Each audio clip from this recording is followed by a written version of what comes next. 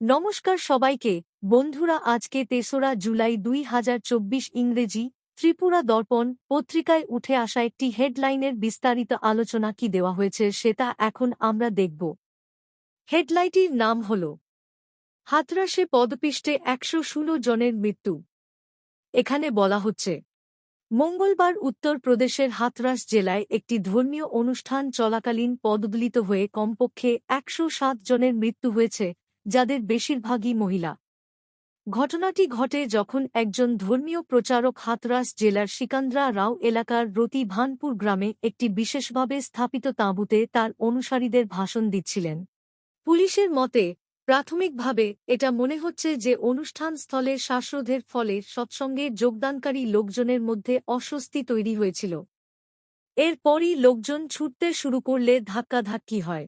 ইভেন্টের সময় এটি খুব গরম এবং আর্দ্র ছিল। Inspector general Aligarh range Shalabh Mathur বলেছেন, ধর্মপ্রচারক ভোলে বাবার সৎসঙ্গ সভা ছিল।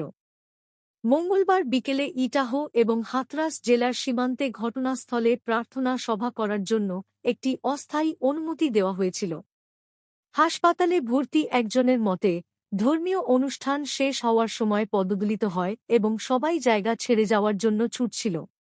ঘটনাস্থলে অনুগামীদের প্রচুর ভিড় ছিল।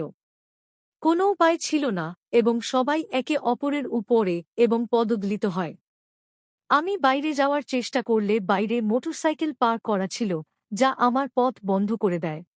অনেকে অজ্ঞান হয়ে মারা যায়। আগ্রা পুলিশের অতিরিক্ত মহাপরিচালক এবং আলিগড় কমিশনারের সমন্বয়ে একটি দল গঠন করা হয়েছে ঘটনার কারণ অনুসন্ধানের জন্য। পদপিষ্ট হয়ে এই মৃত্যুর ঘটনাকে অত্যন্ত বেদনাদায়ক বলে অভিহিত করে লোকসভার বিরোধী দলের নেতা রাহুল গান্ধী বলেছেন, আমি সমস্ত শোকাহত পরিবারের প্রতি গভীর সমবেদনা জানাই এবং আহতদের দ্রুত আরোগ্য কামনা করছি। সরকার ও প্রশাসনকে সম্ভাব্য সব ধরনের চিকিৎসা দেওয়ার জন্য অনুরোধ করছি। আহতদের এবং ক্ষতিগ্রস্ত পরিবারগুলিকে ত্রাণ ও উদ্ধারে সহযোগিতা করার জন্য ইন্ডিয়া ব্লকের সমস্ত কর্মীদের অনুরোধ করা হচ্ছে।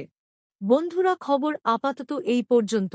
ভিডিওটি ভালো লাগলে লাইক, শেয়ার, সাবস্ক্রাইব করে আমাদের সঙ্গে থাকুন। ধন্যবাদ সবাইকে ভিডিওটি দেখার জন্য।